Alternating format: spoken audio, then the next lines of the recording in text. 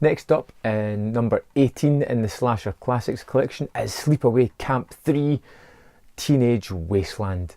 Now, you might know from my last review, I have seen these movies before. It's been a while since I revisited them, and checking out Sleepaway Camp 2 and 3 again is something that I should have done earlier. But I wasn't too enamoured with the movies when I initially saw them, which was a real misinterpretation on my behalf. I should have recognised the movies for what they were,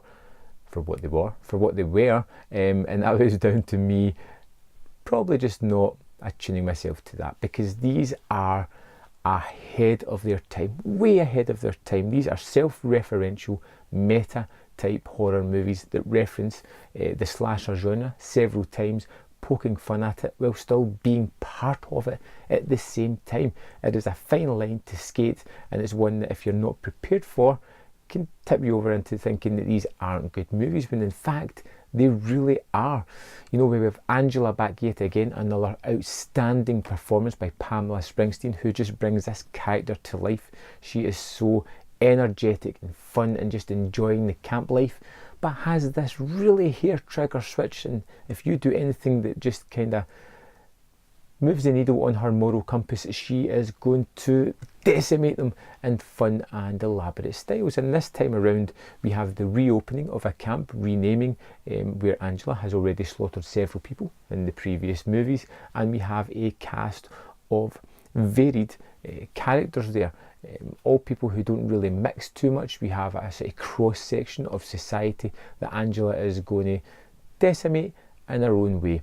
This time round she's had to disguise herself, so she has killed somebody off at the start of the movie and taken over their identity so that she can get back to camp and get back to her campsite manner, which is brutally dispatching people, which is fun because yet again she has so much fun and just brutalising these people, you know, and there is many scenes that are immensely fun. There is one where she kills somebody by, you know, using tent pegs, which is just entertaining. There is one moment as well where it really slips into parody a little bit, where she is literally beating an old man for almost having sex with a camper that was there, and it's kind of comedic the way that she's beating him before giving him the final blow that he deserves. And the movie does lots of things like this. It's fun, it's energetic, it has commentary on other slasher movies while still being its own thing and telling its tale. We know from Sleepaway Camp 2 that Angela is our main character, and yet again she may just kill everybody else. We don't know who's going to make it to the end, and that's part of the fun of it. You always have a final girl or character in these type of movies, but for us it seems to be the slasher, the person that's doing all the horrible things that seems to make it through, and we're kind of happy for that because we want to see her go about her merry way and carry on.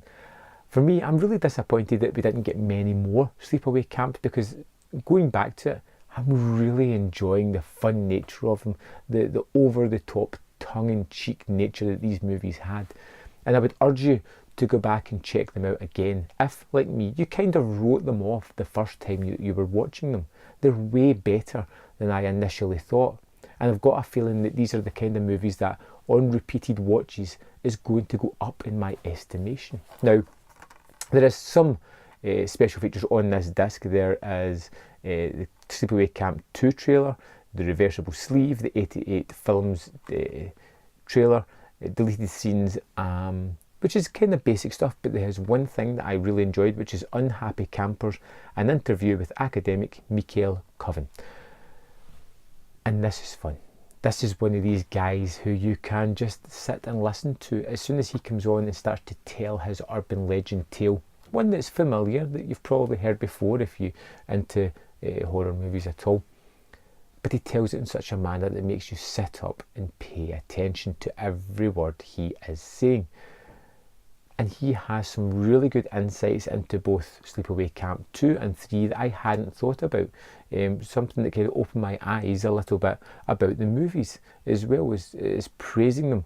It's not to say that the movies are faultless or flawless. They do have things that don't make them perfect, but that's part of the charm of these slasher movies as well. this was a great extra on a great movie. And for me, something that I waited too long to visit, something I can't wait to go back and check out again. I'd love to know your thoughts on Sleepaway Camp 2 and 3, in fact the full series, how you rank them, what's your favourite.